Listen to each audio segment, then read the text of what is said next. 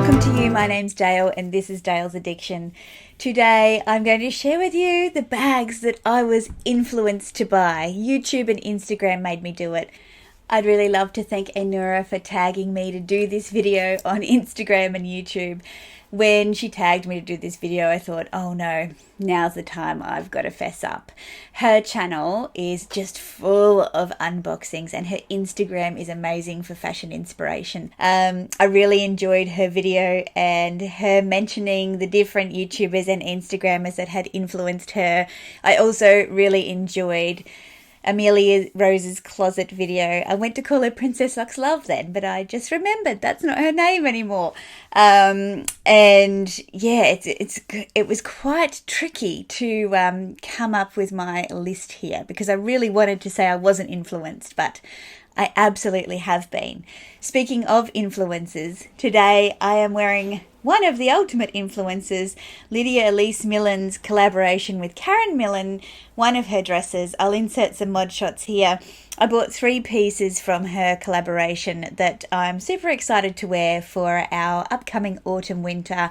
They feel lovely. I have had to get some alterations done. If you want to know more about my views on the design overall and pros and cons, let me know.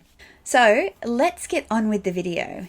These are the bags that I felt influenced to buy. The first one is Louis Vuitton's Pachette Matisse in Monogram. This bag I cannot nail down to anyone in particular. I've just said YouTube and Instagram generally. This bag was all over my feed. It had been out for a couple of years and I hadn't noticed it. And then as soon as I started to get more and more into watching YouTube videos, it was coming up all of the time.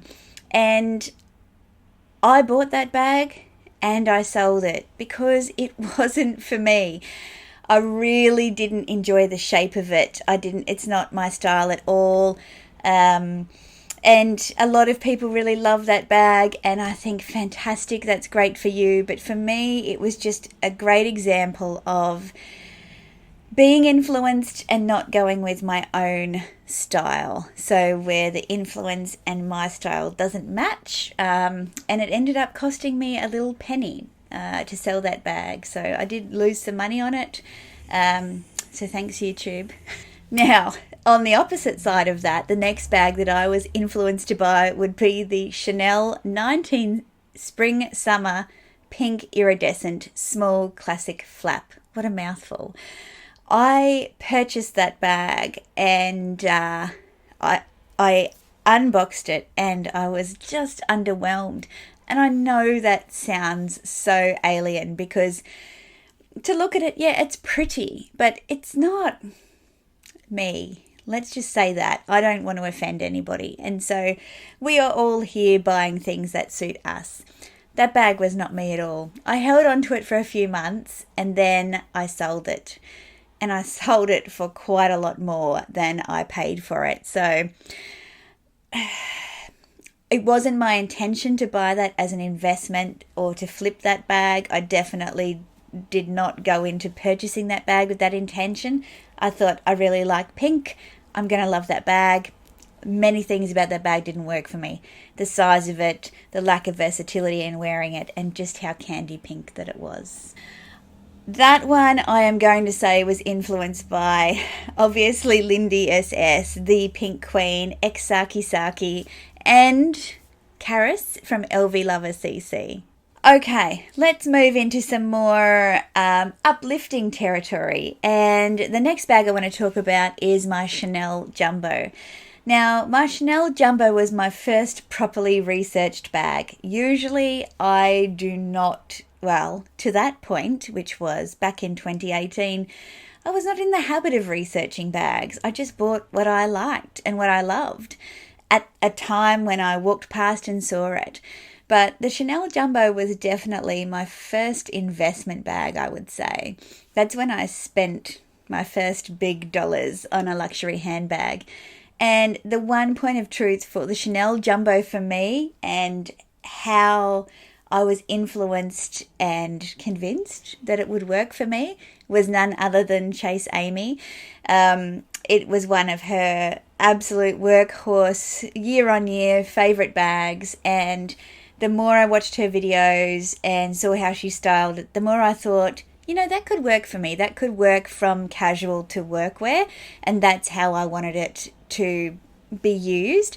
And I'm happy to say that I have no regrets in buying my jumbo. I did buy it pre-loved, which meant that I saved quite a bit of money because the jumbos were flooding the market there at one stage.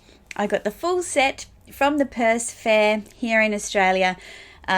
Beautiful bag, and here she is up here, pride of place, and yeah, it's let me show you. So here is my Chanel jumbo, just a beautiful, beautiful darling bag, silver hardware, black caviar, no regrets whatsoever.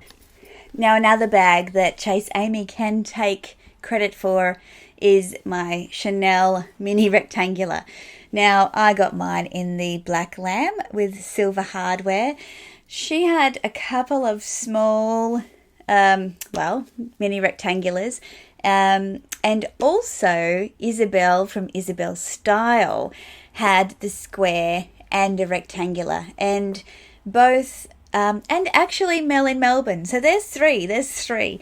And they, between the three of them, had done quite a lot of comparisons on the pros and cons between the square mini and the rectangular mini. And it really, really helped me to make up my mind that the rectangular was for me and the black. Now, the black is not the first rectangular that I bought. I actually bought the first kind of Tiffany blue. If I can find a photo of it, I'll put it up here. When I got it, it looked more of a grey blue. It was more of a dirty blue, and I didn't really like it at all. So I sold that. It's a really hard colour to style, that colour. So anybody looking at the Tiffany blues, the bags are beautiful, but in terms of pairing them with outfits, it's super tricky. Let me know if you've had any similar difficulties yourself. Again, it wouldn't be a Dale's Addiction video without the mention of Fendi. Now, my Fendi mini Peekaboo, I have to say, initially I was against this bag. I did not like it, and I think that's because my personal style is a little bit more undone. And so although I had seen this bag quite a few times, particularly on Fashionably Amy's channel, I wasn't drawn to it. I don't think I was drawn to the grey colour, and I wasn't drawn to the smooth, more structured style bag. But Mel Soldera, she was a Fendi fan and still is a Fendi fan. She has a more relaxed kind of undone style that I really connect with. And so I'm going to credit her for me purchasing my Fendi mini Peekaboo, even though she doesn't have this particular bag. I think her passion for Fendi and Fendi's designs is unmatched in the luxury community, and I look to her for inspiration. So I don't look to copy her style, but definitely for inspiration.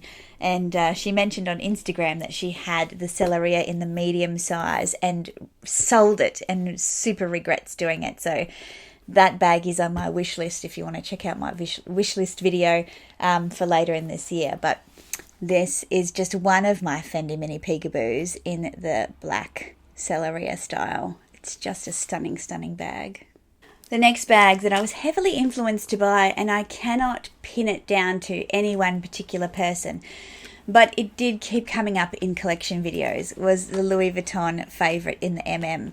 I just wanted to see it in person, and I went all around Europe on holiday asking every boutique if they had a favourite, and nobody had one. It must be everybody's holiday souvenir bag, because we did go to a few cities and tourist centres. So when I came home to Brisbane and went into my local boutique and was just catching up with my essay, she asked how my holiday went, and I said, I've been looking for this Louis Vuitton favourite, and nobody has them anywhere. And she said, we have one. So my local boutique had one, and I'd travelled all around the world and not been able to find one. And seeing it in person, I understand why it is such a sought after bag. There's not much to it, but the shape of it, the gold chain and the Pachette and the simple design, it's really a clever design. I hope Louis Vuitton bring this back or something like it, because honestly, this bag, it's one of my absolute favorites. So thank you to YouTube and the Instagram community for sharing this with me before it was discontinued. Now, my penultimate influenced bag. Don't you just love being able to say penultimate? I do. Or my second last bag is the Chanel 19. Now, this is in the medium size, which is the smallest size, in the beautiful 21p caramel colour. Now, this colour was not, I was not influenced to buy. I was one of the first people in my area absolutely to get onto this colour, but I did see this colour on Instagram for sure. But the style of the 19 I wasn't convinced to buy until I saw that Cassie $2 Thorpe, Cassie bought this bag, and I just loved how she styled it. When I first saw it, it wasn't really for me. And then moving on to Amelia Rose's closet, she also has this bag, and Train Girl Megan bought it in the beautiful tweed. And even though all of the bags are different, I really connected with those women and how they wore it and their styles. And so it made me jump on board, and I have absolutely no regrets. So thanks, ladies. And the final bag that I was influenced to buy is none other than the My Lady Dior. Mine is in the black lamb with the champagne gold hardware, and mine is the My Lady ABC. So that means that I get to put some charms on the bag. That was a bit unco, wasn't it?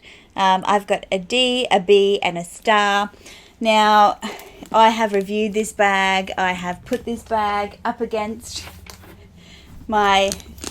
I've compared this bag against my Fendi Peekaboo. Look, it's staying. It's the Diana factor. But Diana did not influence me to buy this bag. Every time I watched videos, I was just drawn to this sound. It has a super amazing ASMR quality, this bag. And even when people didn't mean to make the noises still happened, and it just drew me in. Now, the two women that I credit most for sucking me into the Dior generally was Emma Anders. Emma has a beautiful Dior collection, and also Caitlin Pulowski. Now, neither of them have this particular bag, but both of them love Dior, and both of them have a really deep appreciation for the My Lady Dior and Dior brand generally. So, no regrets. Not sure this particular one was for me. If I had my time again, I probably would have waited and then gone for one of those My Lady Dior Delight bags, so something a little bit more casual. But you know, you always do need something a little more formal in your collection. So there you have it. These are the bags that YouTube and Instagram made me buy. I love this community. It's a great community for sharing. I have multiple chats with you, the people that watch these videos every day, just throwing ideas around. You share with me things that you think I might be interested in, or ask my opinion between a couple of bags that you're considering, or what's been my experience with, say, my Valentino sneakers. So I get all sorts of questions, and I love that interaction. So I am not at all upset about the fact that I was influenced. I think you've got to try these things. I think it's really great that we can share all this information. And if it doesn't work, it doesn't work. And if it does work, you've created this new connection and a new relationship. Tell me, what have you been influenced to buy from this community? Have I influenced you to buy anything? Now, I do know there are a few people that watch my videos who have sent me messages about the Fendi purchases that they've made, and it makes my day. It absolutely makes my day. I love the brand, I love the styles, and I'm glad that you do too. So let me know. I'm keen to find out for sure. If you've liked this video, please give me a thumbs up. Let me know that you want more of this kind of content. I'll see you next time. Bye.